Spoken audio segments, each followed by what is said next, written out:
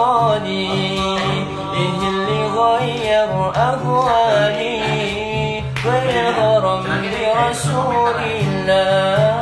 المسك فاعل المسك فاعل لما ذكرنا رسول الله، والنور لاح النور لاح لما ذكرنا أبا زهراء.